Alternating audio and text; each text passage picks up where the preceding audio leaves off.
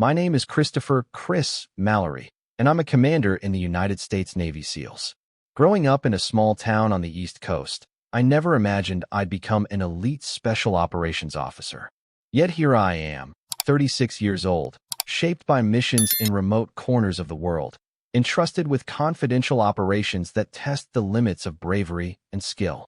Despite this high-octane life, I yearned for a peaceful suburban retreat, a place to decompress and spend time with my wife, Kendra, and our son, Jacob. That's how we ended up in Silverleaf Meadows, a planned community that promised well-manicured lawns, scenic walking trails, and a close-knit neighborhood. We arrived late one summer, just as the sun dipped below the tall pine trees bordering our cul-de-sac. Our two-story home was modest but comfortable, featuring a small porch where we imagined lazy weekend afternoons sipping lemonade. Neighbors waved politely as we unloaded boxes from the moving truck. I felt a surge of hope for a tranquil life beyond the rigid discipline of special operations. But soon, an undercurrent of tension made itself known. Whispers among the locals hinted at a certain woman in the homeowners association who was notorious for running the neighborhood like a military camp.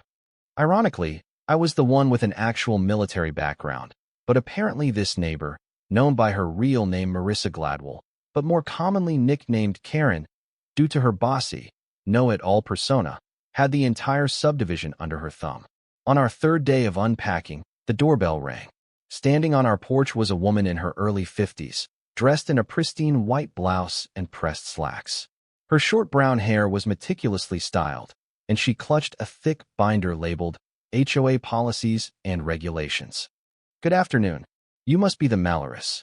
She spoke sweetly, yet her eyes sparkled with a self-righteous gleam. "I'm Marissa Gladwell, but folks around here know me as Karen. I'm the HOA president. Welcome to Silverleaf Meadows." Her tone suggested a mixture of pride and condescension. My wife and I exchanged cautious smiles and invited her inside. Karen quickly surveyed our half-unpacked living room. "I hope you've had a chance to review our community guidelines," she said, tapping the binder. "We have strict rules about lawn maintenance, approved paint colors, and especially signage. We want to keep our neighborhood uniform and visually appealing." She pointed out small details we hadn't even considered, like the position of our trash bins and the shape of our flower bed edging. Although I was used to exacting standards in the Navy, I found her micromanagement intrusive. Still, Kendra and I nodded politely, not wanting to spark unnecessary conflict. After a half-hour of Karen's lecture, she finally left, but not without a parting remark. "If you have any questions about compliance, don't hesitate to call me. I'm here to maintain order." Her emphasis on order sent a chill through the room. In the weeks that followed, we settled into a steady routine. Jacob started elementary school just down the street. Kendra began volunteering at the local community center. As for me, when I wasn't on deployment or busy with classified missions, I tried to blend into neighborhood life, attending barbecues, going on jogs along the scenic trails, and making small talk with neighbors who mostly knew me as Chris, the friendly guy who moved from the East Coast. Very few realized I was a Navy SEAL commander, and I preferred it that way. Security and privacy were paramount to me and my family. Despite Karen's overbearing presence, most aspects of Silverleaf Meadows were pleasant. Our neighbors, in general, were considerate folks who looked after each other. There was an annual community yard sale, a potluck picnic in the park, and even a charitable tradition, collecting military care packages for deployed service members. When I learned about that tradition, I felt a surge of pride and appreciation. Families would gather toiletries, snacks, letters, and comfort items, then pack them into boxes for shipping overseas to troops. "We've been doing it for almost a decade," said Mr. Patterson, an elderly veteran who lived across the street. "It started when my grandson was in the Army, but we expanded it to all branches of service.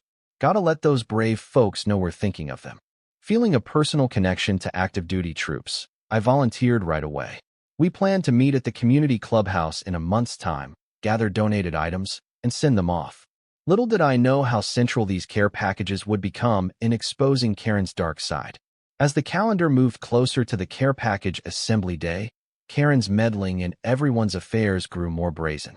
Almost daily, she sent out friendly reminders via email about the type of items that were allowed for donation.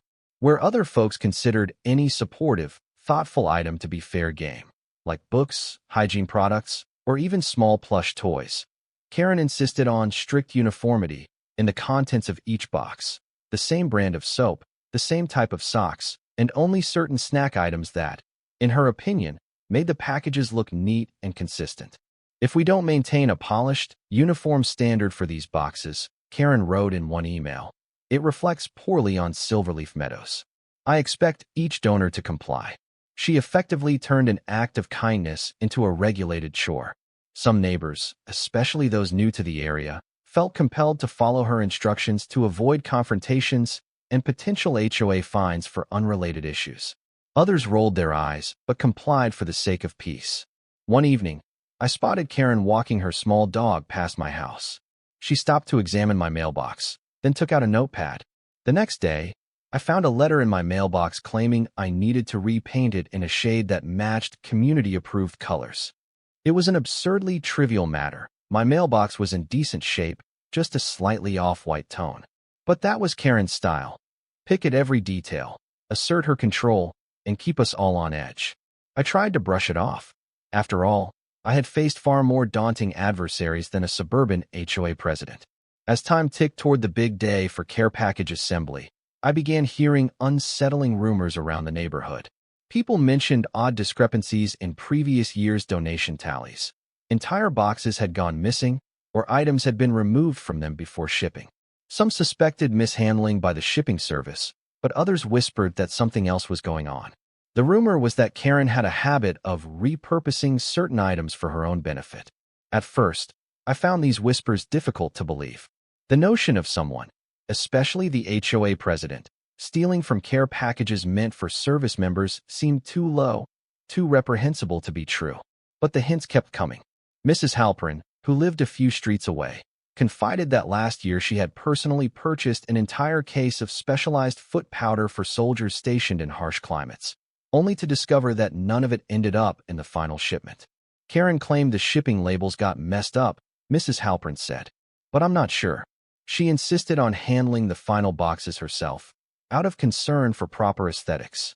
Since then, I've been suspicious. I quietly decided to keep a watchful eye on the process this year. If the rumors were baseless, then all the better. But if Karen was truly stealing items intended for our brave men and women deployed overseas, I would make sure she didn't get away with it. The day finally arrived for assembling the military care packages. We gathered at the community clubhouse, a spacious hall with foldable tables and chairs. Neighbors trickled in, their arms loaded with donated goods. Instant coffee, candy bars, sunscreen, playing cards, socks, puzzle books, and heartfelt letters. Each station was set up for an item category, so volunteers could go down the line and fill a box systematically. Karen stationed herself near the entrance with a clipboard. "Check in your donations here," she announced. "We want to verify everything is on the approved list." She insisted on opening every bag and making sure each item aligned with her strict guidelines. People complied, though many cast uneasy glances when they realized she was rejecting harmless extras, like homemade cookies from a local bakery, because she deemed them not suitably packaged. I made a mental note of her controlling approach. Beside me, my wife Kendra frowned. "Why is she turning away items that these soldiers might love?" she whispered. "It's senseless." I placed a reassuring hand on Kendra's shoulder, then moved over to help Mr. Patterson pack boxes. Despite Karen's micromanagement, the event was a testament to our community's generosity.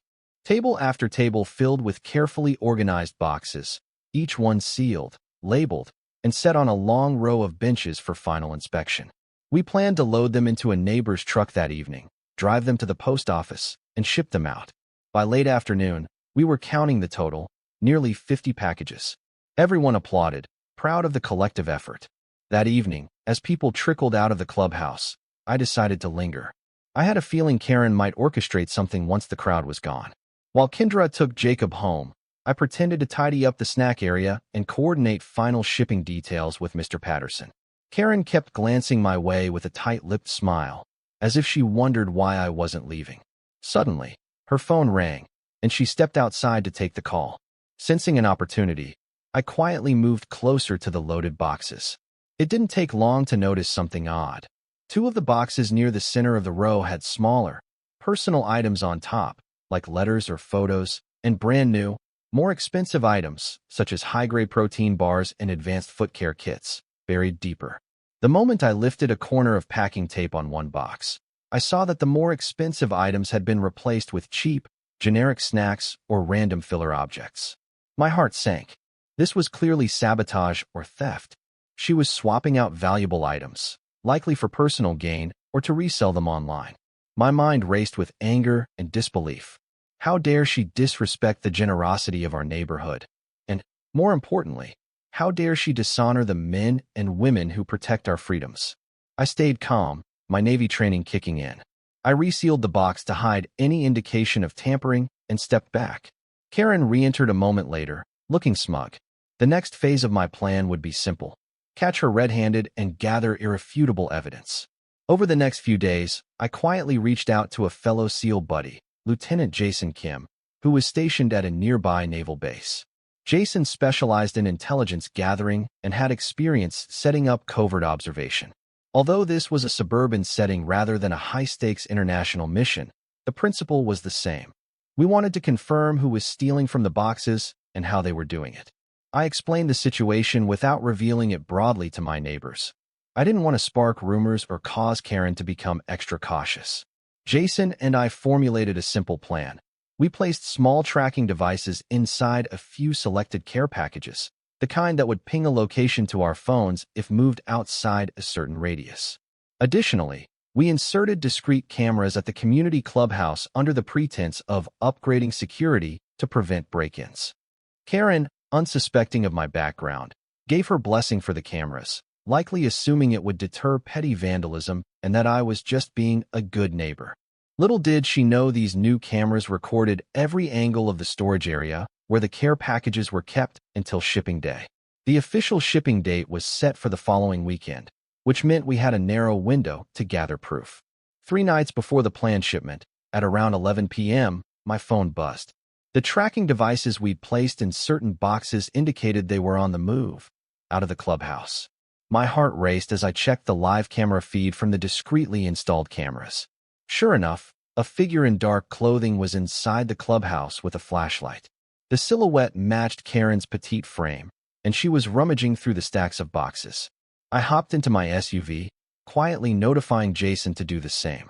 We didn't want to call local law enforcement just yet. We needed crystal-clear evidence.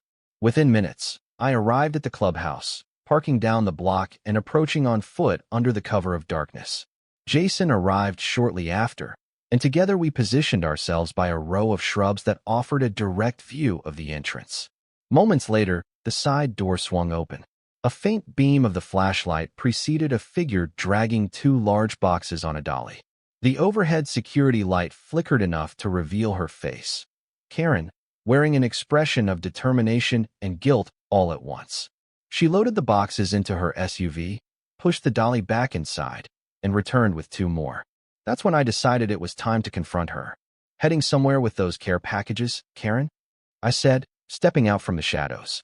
She jumped, dropping her flashlight with a loud clatter. Her eyes went wide, then narrowed. "Chris, what are you doing here?" she stammered, clearly taken aback. I crossed my arms. "Funny, I was about to ask you the same question. Why are you removing boxes that are meant to be shipped to troops?"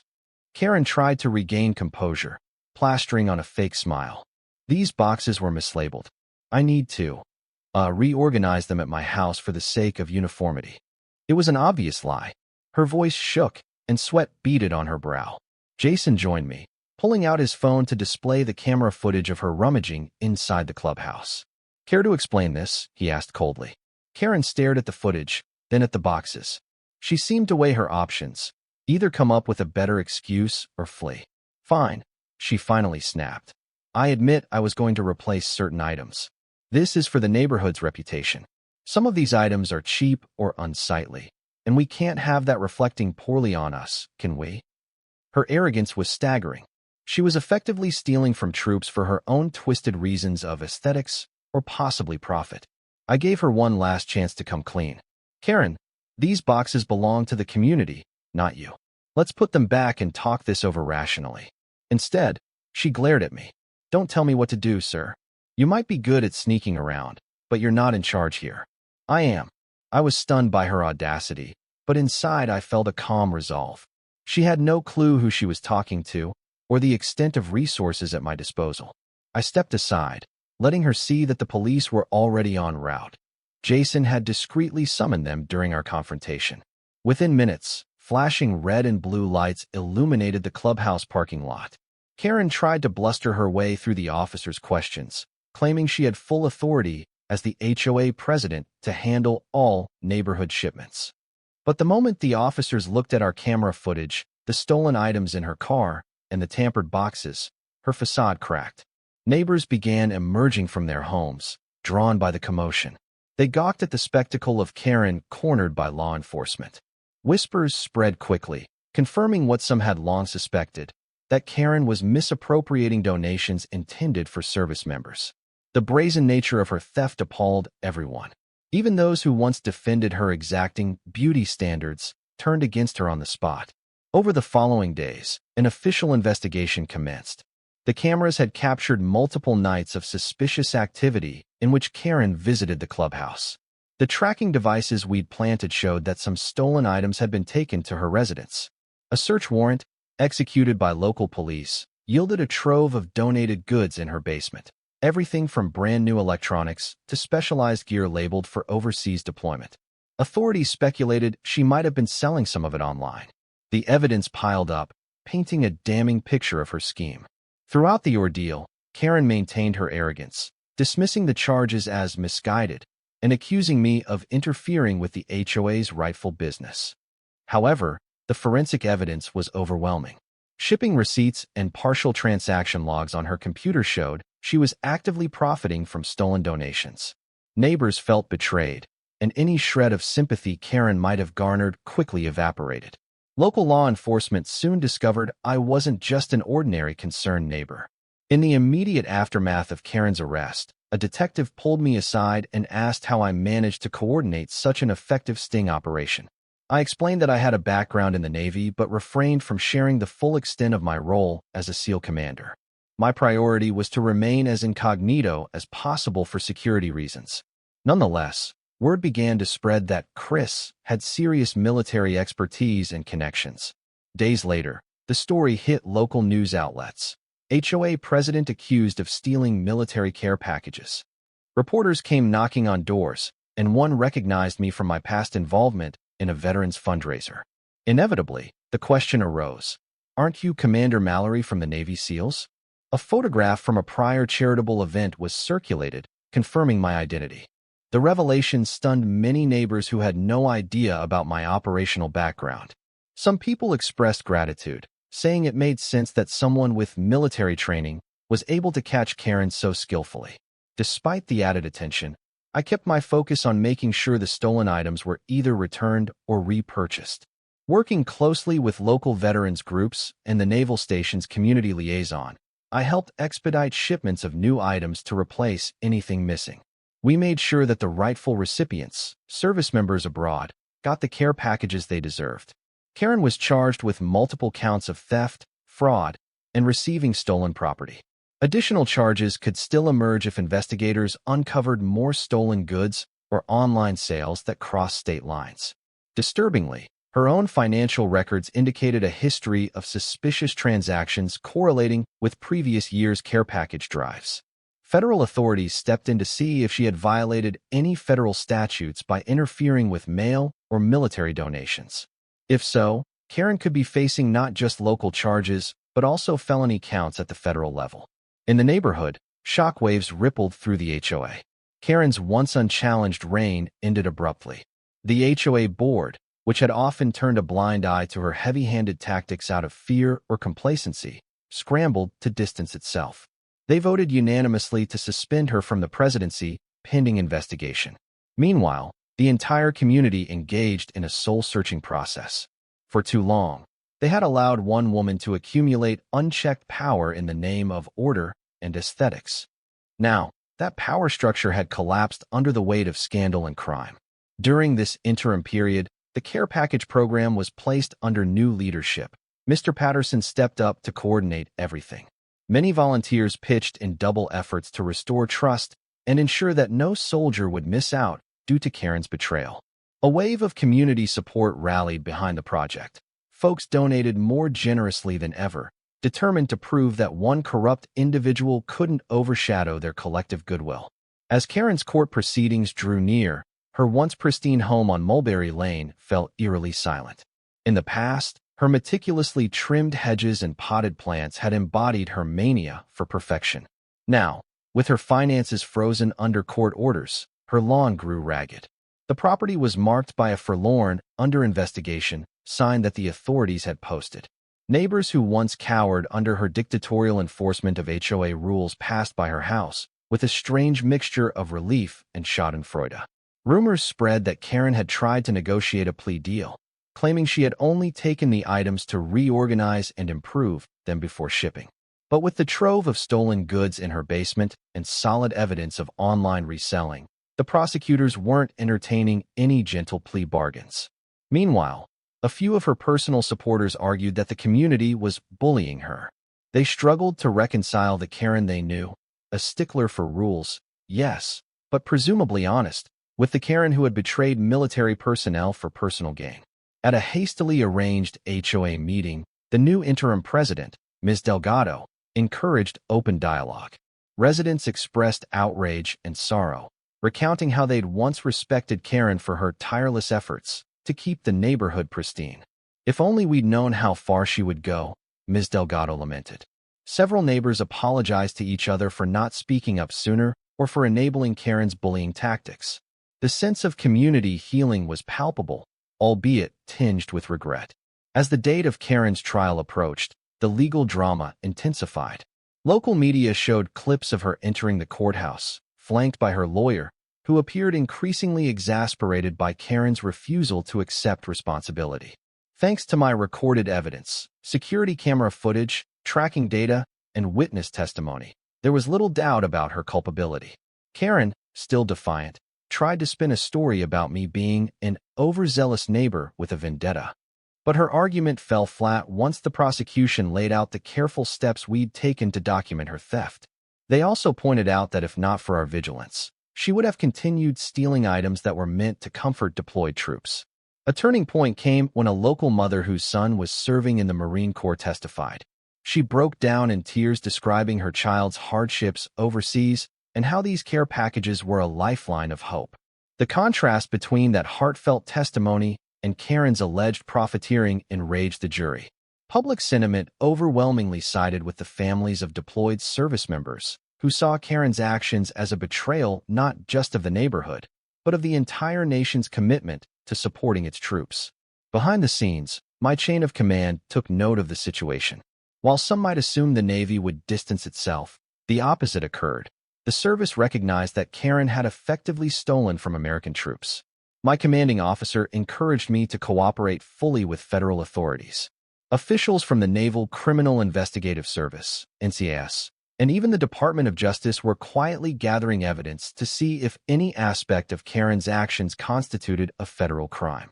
Stealing items meant for active military personnel could trigger charges relating to defrauding the United States.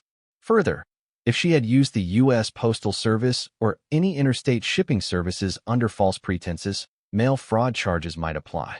For her part, Karen acted as though she was immune, like a queen in her small domain. But the might of federal law was now poised to come crashing down on her. On the day I met with NCIS agents at a local cafe, they asked detailed questions about Karen's background, any prior suspicious activities, and how deeply her scheme might run.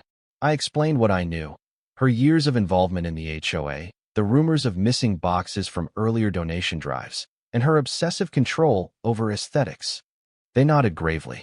One agent told me outright, "Commander, if she's been doing this for a while, we're dealing with a pattern of theft that crosses state lines. That's felony territory, and we'll see it through." Karen's trial began on a crisp autumn morning at the county courthouse. Reporters gathered outside, snapping photos as she arrived with her lawyer. She wore a stiff suit, looking both anxious and defiant. The prosecution wasted no time laying out the evidence. Video footage of her prowling the clubhouse at night, the trove of stolen donations in her basement, digital records linking her to online sales of goods that matched donated items, and testimonies from community members like Mr. Patterson, Mrs. Halpern, and me. For my part, I was called to the stand to describe how I discovered the theft. With measured composure, tapping into the discipline I'd honed in SEAL training, I recounted each step, from the suspicious rumors to the sting operation we set up. Karen's defense lawyer tried to paint me as a militant busybody, but the facts were irrefutable. Even the local police chief testified, verifying that the evidence had been gathered lawfully, and that Karen had no plausible explanation for why she was removing boxes late at night. To further bury her defense, the prosecution introduced bank statements showing deposits to Karen's personal account from an online marketplace that coincided almost exactly with care package drives in previous years. More than one juror visibly shook their heads in disgust as the extent of her scheme became clear. In a surprising turn of events, the trial brought Silverleaf Meadows closer together than it had ever been. Residents who'd felt bullied by Karen for years, over inconsequential HOA violations or petty disagreements, found a renewed sense of solidarity. They cheered each other on in the courtroom halls, offered emotional support to those giving testimony, and joined forces to ensure the care packages for this year and future years went out without delay. Kendra, in particular, led an initiative to raise additional funds to replace every item Karen had stolen over the years. She organized a community bake sale, a yard sale, and even an online fundraiser. Within a few weeks, thousands of dollars poured in from outraged citizens who'd heard the story on local news broadcasts. Extra care packages were assembled, each one topped with a heartfelt message about the generosity of the American spirit. These packages soon shipped to multiple overseas units, ensuring that soldiers, sailors, airmen, and Marines alike received a taste of home. For me, witnessing the community's positive response was a bright spot in an otherwise distressing saga. My personal gratitude ran deep. In the SEALs, we pride ourselves on camaraderie and resilience in the face of adversity. Watching this suburban neighborhood rise above Karen's betrayal and rally together felt akin to the one team, one fight mentality I cherished in the military. After a 2-week trial, the jury deliberated for less than a day. When they returned, the foreperson read the verdict: guilty on all counts, theft, fraud, and additional charges related to interfering with donations meant for military personnel. Karen stood trembling, her once confident face now mask-like and pale. The judge delivered a scathing rebuke before announcing sentencing. He condemned her actions as not just criminal, but profoundly unpatriotic, citing how she'd exploited her community's goodwill for profit. Karen's sentence was substantial. She faced multiple years in state prison. Yet that might not be the end of her legal woes. The federal authorities, having uncovered evidence that some shipments crossed state lines and involved potential postal fraud, were poised to bring their own charges. On top of that, the judge authorized the confiscation of personal property obtained through illegal profits, which meant her lavish home and certain assets could be seized to compensate victims. A hushed gasp passed through the courtroom. Karen's lawyer tried to protest, but the judge was unwavering. "You have betrayed this community and the men and women who serve our nation," he intoned. "I find your crimes especially reprehensible." In the days following the verdict, Karen's home was officially seized by court order. She was taken into custody immediately after sentencing, leaving the neighborhood in a state of shocked relief. Some neighbors, remembering all the petty fines and humiliating notices Karen had doled out over the years, couldn't help feeling a grim satisfaction. Yet the overriding sentiment was sorrow. How had one person's greed and arrogance managed to overshadow an act of communal kindness for so long? The HOA underwent a massive overhaul. The board held emergency elections, where Ms. Delgado was officially voted in as president. She vowed to restore trust and transparency, promising no more tyrannical micromanagement. The new board revised many of Karen's draconian rules, prioritizing a warmer, more cooperative spirit. A special committee was formed to monitor all future community donations, ensuring no one person had control over the process again. Meanwhile, the stolen items recovered from Karen's basement were sorted. Many of them were still in good condition, including specialized equipment, gear, and comfort items. With the judge's approval, these items were donated in bulk to a nearby veterans center, where they could benefit not only active troops, but also returning service members who needed support. Silverleaf Meadows emerged from Karen's scandal as a closer, more compassionate place. Neighbors who rarely spoke before started greeting each other with warmth, sharing stories, offering help. Block parties and community events took on a new sense of unity. When the next care package season arrived, the turnout was bigger than ever. Volunteers packed boxes in a festive atmosphere, writing personal notes and adding creative touches like homemade cookies, sealed properly, of course, and colorful drawings made by neighborhood kids. For me, life returned to an even keel. I continued my duties as a Navy SEAL commander, occasionally deploying for operations, but also taking comfort in a stable home life. Jacob thrived in school. Kendra deepened her involvement with local charities, championing not only care package drives, but also other philanthropic causes. She often said that witnessing how one vile act could be redeemed by collective goodwill had inspired her to do more. Ironically, my identity as a Navy SEAL commander was the catalyst that swiftly brought Karen's crimes to light. She had unknowingly targeted the very demographic, U.S. service members, I was sworn to protect and serve alongside. Even in the face of hardened enemies overseas, I seldom felt the same level of disgust as I did towards someone who steals from her own country's troops. Yet the final outcome reinforced my faith in justice. Yes, the story was a cautionary tale about the perils of unchecked power and petty tyranny. But it was also a testament to how a community, united by shared values, can overcome even the most insidious betrayal. And in the end, Karen found herself stripped of all her ill-gotten authority and possessions, facing prison walls instead of the pristine suburban lanes she once ruled. Silverleaf Meadows today is a picture of suburban tranquility. Families jog with strollers in the early morning, dogs romp in the park, and children on bicycles fill the quiet streets with laughter. Every so often, someone new moves into the old Gladwell property, now fully renovated by the court-appointed receiver, and neighbors recount the tale of the HOA tyrant who once reigned supreme, only to fall spectacularly after stealing care packages intended for America's armed forces. They also tell the story of the mild-mannered resident who turned out to be a Navy SEAL commander and played a key role in ensuring justice prevailed. Though at times I'm still approached by neighbors offering thanks, I always emphasize that it was a group effort. We banded together, civilians, veterans, active duty troops, and refused to let one person's greed sabotage an entire community's act of caring. Karen is now serving her sentence in a state prison, awaiting potential federal charges. Her possessions are largely confiscated to repay legal debts and possibly reimburse charitable organizations. She no longer looms over our neighborhood with decrees about mailbox colors or yard decor.